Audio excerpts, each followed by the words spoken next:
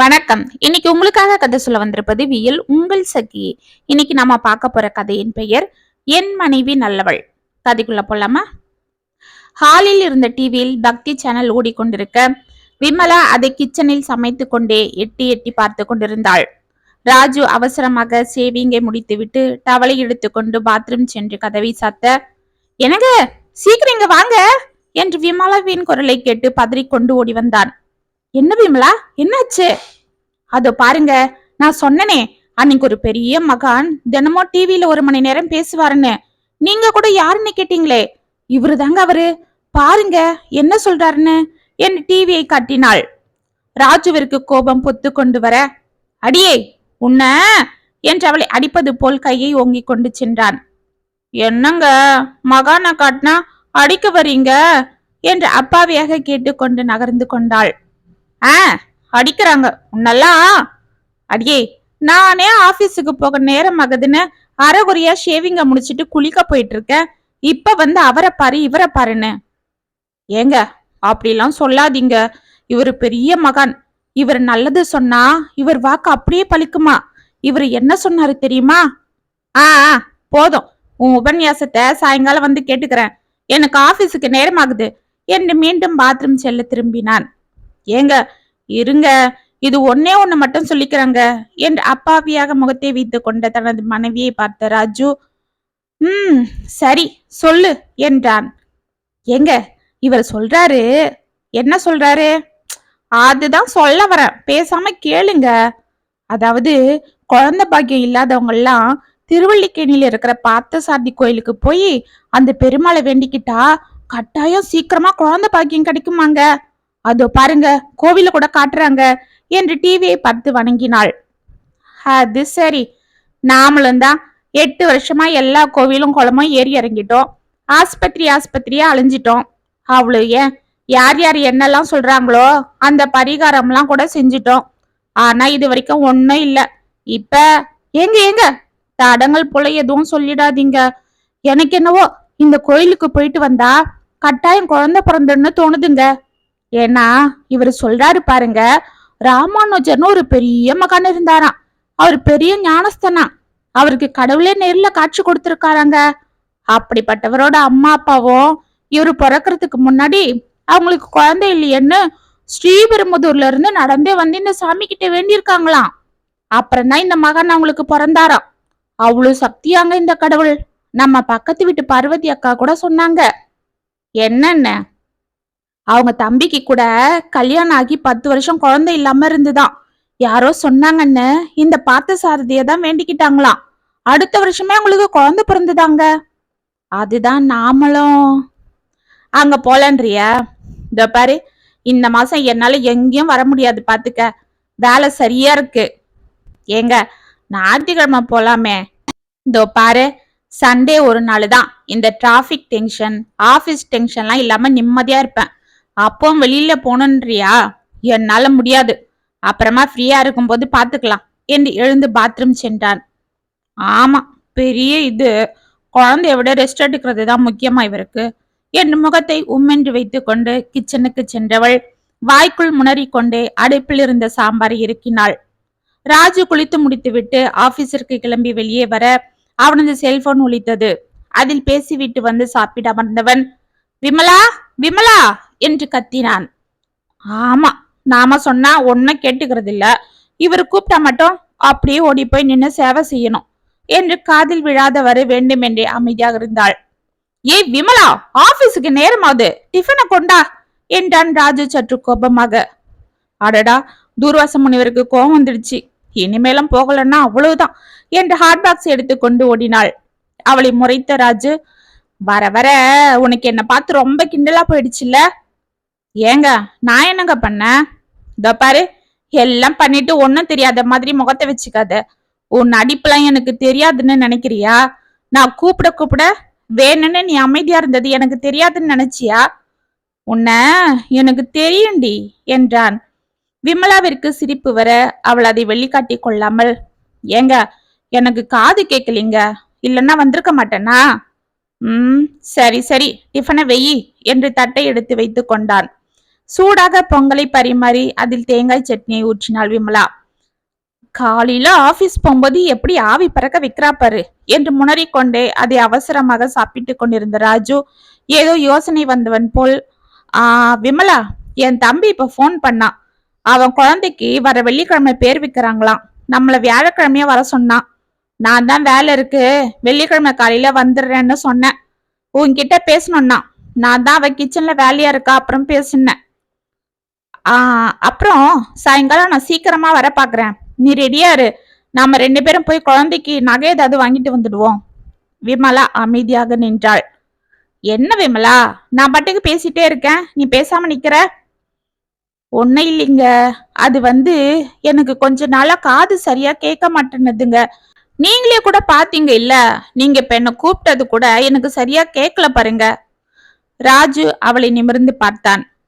அப்புறம் 2 நாளா தொண்டை கூட கரகரன்னுது. அதுக்காக ஃபங்க்ஷனுக்கு போக வேண்டான்றியா? நீ என்ன அங்க கச்சேரியா பண்ண போற? இல்லைங்க, நான் என்ன சொல்றேன்னா, இதை இப்படியே விட்டா ஏதாவது பிரச்சனை ஆகிட போகுதுன்னு பயமா இருக்கு. அதுதான் இஎன்டி டாக்டர் கிட்ட போய் பார்க்கலான்னு நேத்து டி நகர்ல இருக்கிற நம்ம இஎன்டி ஸ்பெஷலிஸ்ட், அதுதாங்க டாக்டர் சண்முகம், அவர்கிட்ட அப்பாயின்மெண்ட் வாங்கினேன். அது பாருங்க, வெள்ளிக்கிழமை தான் கிடைச்சது. ஓ, அதுவா சங்கதி? ஆமா, பின்ன திடீர்னு கிடைச்ச அப்பாயின்மெண்ட் ஆச்சே. கரெக்டா வெள்ளிக்கிழமை தான் கிடைக்கும்னு எனக்கும் தெரியும். சோ நாம வெள்ளிக்கிழமை ஃபங்க்ஷனுக்கு போக வேண்டாம்னு சொல்ற, அதுதானே? ஏங்க, நான் எப்பங்க அப்படி சொன்னேன்? உங்க தம்பி குழந்தைக்கு பேரு வைக்கிறாங்க. பெரியப்பாவா நீங்க போகாம இருந்தா நல்லாவா இருக்கும்? அதனால டாக்டர் கிட்ட நான் போய்க்கிறேன். நீங்க போய் குழந்தைக்கு நகலம் போட்டு ஆசீர்வாதம் பண்ணிட்டு வாங்க என்றாள். இதோ பாரு, நானும் தான் பாக்குறேன். வர வரை நீ எங்க வீட்டு ஆளுங்கனாலே ஒரு மாதிரி தான் நடந்துக்கிற. அவங்க வீட்டுங்களுக்கு கூப்பிட்டா ரொம்ப தான் பண்ற. அவங்க ஏதாவது ஃபங்க்ஷன் வச்சா ஏதோ ஒரு சாக்கு சொல்லி வரமாட்டேன்ற. இதெல்லாம் சரின்னு படல. ஏங்க, என்னங்க, நான் அப்படிலாம் நினைப்பேனா? இப்ப கூட உங்க தம்பிக்கு குழந்தை பிறந்தப்ப நம்ம ஆஸ்பத்திரியில போய் பார்க்கல. அப்புறம் உங்க அண்ணன் பையனுக்கு காது குத்தும் போது நான் தானே எல்லாம் செஞ்சேன். எல்லாம் தான் சந்தோஷமா செஞ்ச. ஆனா வரும்போது மூஞ்ச தூக்கி வச்சிட்டு இருந்த. என்ன எதுன்னு கேட்டா ஒன்னும் சொல்லாம 2 நாள் என்கிட்ட சரியா பேசாம இருக்க. இப்படி போகும்போது வரும்போதெல்லாம் பண்ணா நான் உன்னை அப்புறம் எங்கேயும் கூட்டிட்டு போக மாட்டேன்னு தானே முதல்ல இப்படி ஆரம்பிக்கிறது. அப்புறம் போக போக என்னையும் போக விடாம பண்ணிடலாம் பாரு. இதுதானே உன் பிளானு? எனக்கு தெரியாதா இந்த பொம்பளைங்களை பத்தி? ஏங்க, போதுங்க, நீங்களே ஏதாவது கற்பனை பண்ணி பேசாதீங்க. இப்ப என்ன, நான் வெள்ளிக்கிழமை வரணும் அவ்வளவுதானே? நான் வரேன். என் காது எப்படி போனா என்ன? போதும் போதும். வேணும்னா ஃபங்க்ஷனுக்கு போயிட்டு நான் உன்னை சனிக்கிழமை டாக்டர் கிட்ட கூட்டிட்டு போறேன். நீ எந்த சாகம் சொல்லி என்கிட்ட தப்பிக்க முடியாது என்று எழுந்து சென்றான். விமலா அமைதியாக சேரில் அமர்ந்தாள். அவள் முகம் உம்மென்றிருந்தது.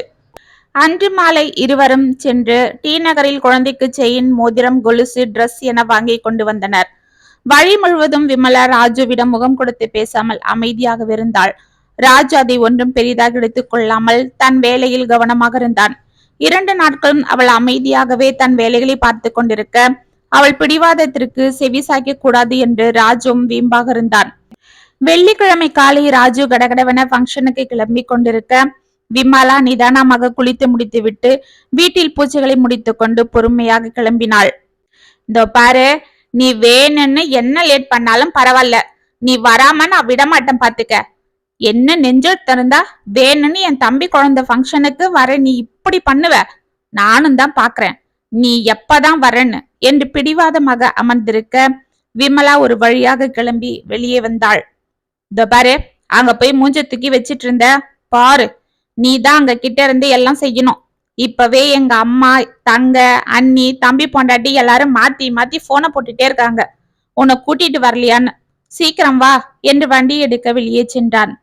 விமலா அமைதியாக அவன் பின்னால் சென்றாள். இவர்களை பார்த்ததும் வாசலுக்கு ஓடி வந்தான் பாபு. என்னன்னா, கரெக்டா ஃபங்க்ஷனுக்கு தான் வரணுமா? நேத்தே வந்திருக்கலாம் இல்ல?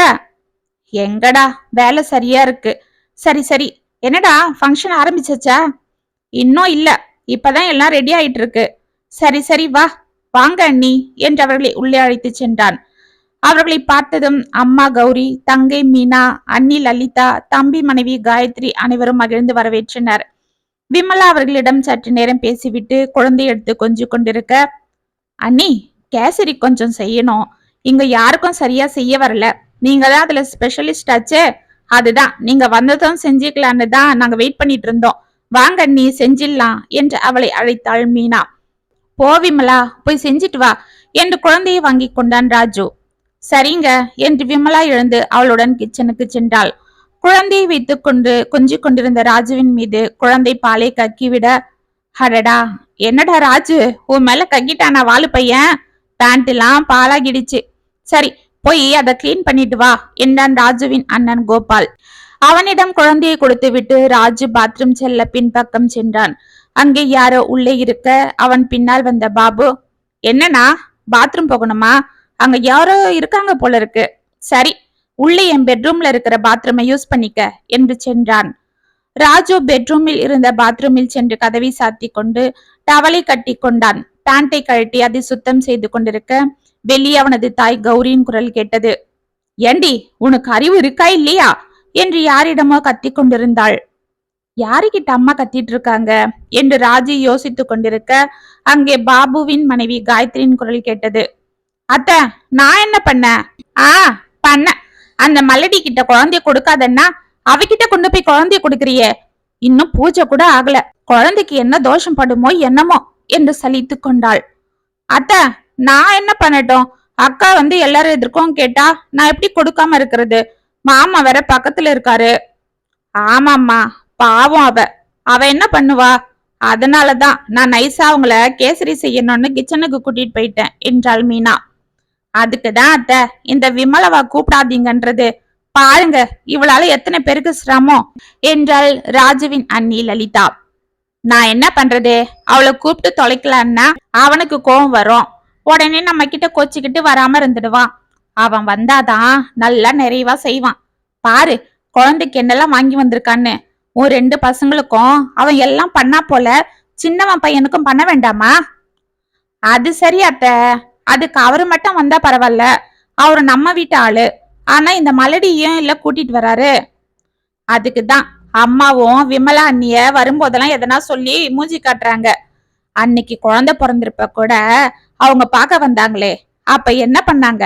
குழந்தைய நீ தொடாதுன்னு வடுக்குன்னு புடுங்கிக்கல. அப்ப அவங்க முகம் போன போக்க பார்த்ததும் கண்டிப்பா அவங்க இந்த ஃபங்க்ஷனுக்கு வரமாட்டாங்கன்னு நினைச்சேன். ஆனா இப்படி ஈன வந்து நிப்பாங்கன்னு யாருக்கு தெரியும்? ஆமா மீனா, என் 2வது பையன் காது குத்தப்ப கூட நாம எல்லாரும் சேர்ந்து அவளை அப்படி கேலி பண்ணி ஜாடமடியா பேசணும். அப்ப கூட அவளுக்கு ரோஷம் இல்ல பாரு. நானா இருந்திருந்தா இந்த பக்கமே தலை வச்சு படுக்க மாட்டேன். என்ன பண்றது, எல்லாம் நம்ம ராஜுக்காக பார்க்க வேண்டி கிடக்கு. நானும் அதேதான் சொல்றேன். அந்த பையன் படிப்புக்கும் அழகுக்கும் சம்பாத்தியத்துக்கும் போய் இந்த மலடிய தானே அவனுக்கு கிடைக்கணும்.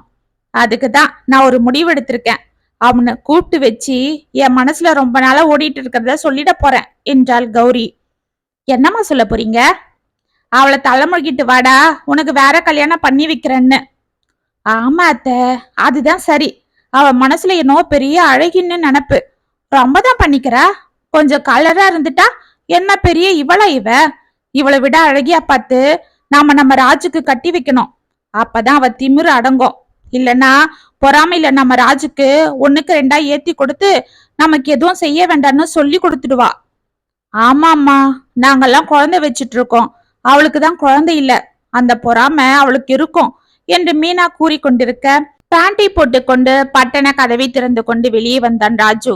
அவனை பார்த்த 4வரும் திருவென விழித்தனர். டேய் ராஜு, என்னடா நீ எப்ப இங்க வந்த என்றாள் கௌரி திணறிக்கொண்டு. ஏம்மா மாத்தி பேசுறீங்க? எப்ப வந்தன்னு கேட்காதீங்க, எதுக்குடா வந்தன்னு கேளுங்க என்றான்.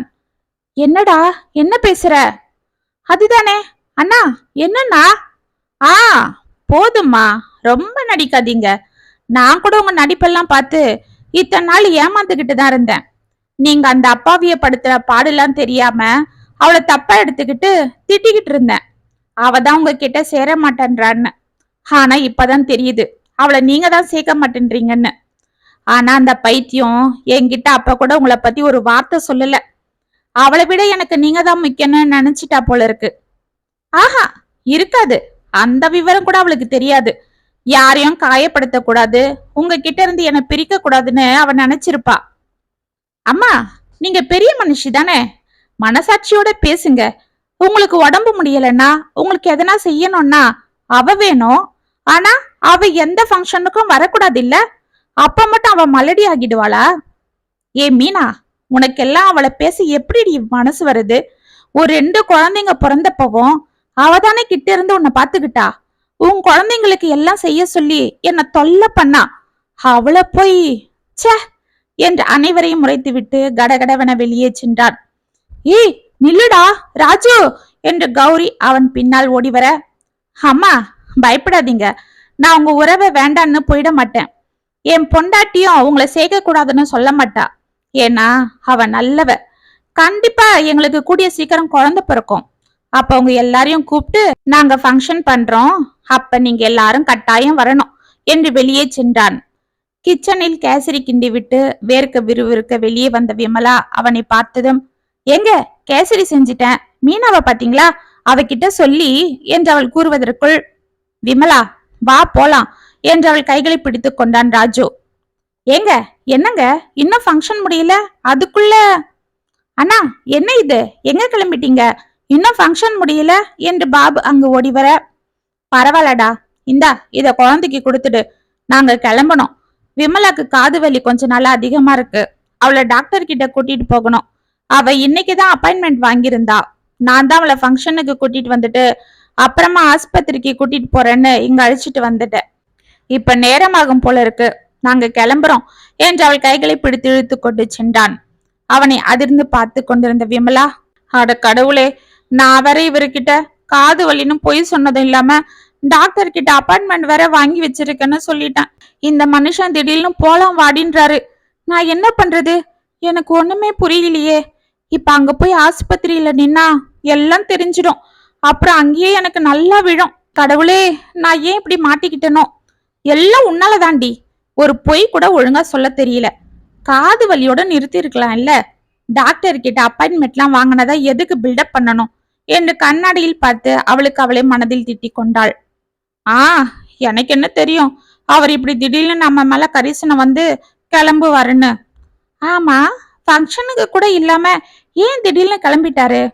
ஒருவேளை அவருக்கு என் மேல டவுட் வந்திருக்குமோ என்று இப்படியெல்லாம் யோசித்து குழம்பிக் கொண்டு மனதில் புலம்பலோடு வந்து கொண்டிருந்த விமலாவிற்கு வண்டி நின்றது கூட தெரியாமல் வண்டியிலே அமர்ந்திருந்தாள்.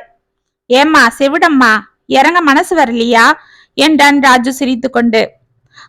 தோங்க என்று விறுவிறுவென இறங்கிய விமலா கோவில் மணி ஓசையை கேட்டு பட்டன்னு நிமிர்ந்து பார்த்தாள். பார்த்த சாரதி கோவில் வாசலில் வண்டி நின்று கொண்டிருக்க, வாசலில் நின்று கொண்டிருந்த யானை துதிக்கையை தூக்கி சத்தம் போட்டுவிட்டு தலையை ஜோராக ஆட்டி கொண்டிருந்தது. பாத்தியா, உன்னை பார்த்ததும் யானைக்கு எவ்வளவு சந்தோஷம் என்று சிரித்தான் ராஜு. அதிர்ந்து நின்ற விமலா அவனை பார்த்து கண்கள் கலங்கினாள். எனக்கு நான் அங்க ஃபங்க்ஷனுக்கு என்று வார்த்தைகள் வராமல் அவள் தடுமாற அவள் தோள்களை பிடித்து கொண்ட ராஜு, என் பொண்டாட்டியை விட எனக்கு எதுவும் முக்கியம் இல்லை என்று சிரித்து கொண்டே அவளை உள்ளே அழைத்து சென்றான். இத்துடன் என் மனைவி நல்லவள் கதை முற்றம். உங்களுக்கான எழுதின இந்த கதை உங்களுக்கு பிடிச்சிருந்தா கமெண்ட்ஸ்ல சொல்லுங்க, லைக் பண்ணுங்க, ஷேர் பண்ணுங்க, மறக்காம சப்ஸ்கிரைப் பண்ணிக்கோங்க. மீண்டும் நாளைக்கு வேற ஒரு சுவாரஸ்யமான கதையோட உங்களை சந்திக்கிறேன். அது வரைக்கும் நெப்பிலே இருங்க. இப்படிக்கு வியல் உங்கள் சகி.